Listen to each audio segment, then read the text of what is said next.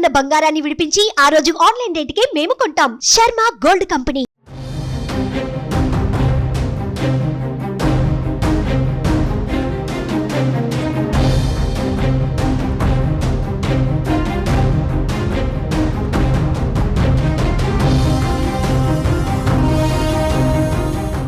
బంగాళాఖాతంలో ఏర్పడిన అల్పపీడనం ఏపీ వైపు వస్తోంది.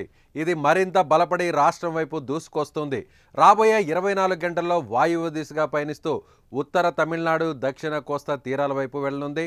తర్వాత కోస్తా తీరం వెంబడి కదలనుంది అల్పపీడనం. దీని ప్రభావంతో శుక్రవారం వరకు ఏపీ, తమిళనాడు రాష్ట్రాల్లో భారీ వర్షాలు కురిసే అవకాశం ఉందని వాతావరణ శాఖ తెలిపింది.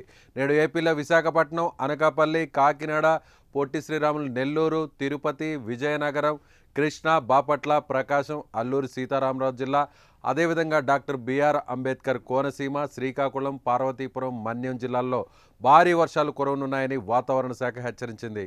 మిగిలిన ప్రాంతాల్లో తేలికపాటి నుంచి ఓ మోస్తరు వర్షాలు పడే అవకాశం ఉంది. తీవ్ర అల్పపీడనం ప్రభావంతో తీరం వెంబడి గంటకు గరిష్టంగా 55 కిలోమీటర్ల వేగంతో గాలులు వీస్తాయని వాతావరణ శాఖ కేంద్రం పేర్కొంది. దీంతో ప్రజలు అప్రమత్తంగా ఉండాలని అధికారులు కోరారు. తీర ప్రాంత ప్రజలు మరింత అప్రమత్తంగా ఉండాలని సూచించారు. సముద్రం అలజడిగా మారిన నేపథ్యంలో ఆదివారం వరకు మత్స్యకారులు వేటకు వెళ్లరాదని హెచ్చరించారు. ఇక అల్పపీడనం ప్రభావంతో రాష్ట్రంలోని పలు ప్రాంతాల్లో ఇప్పటికే వర్షాలు కురిశాయి.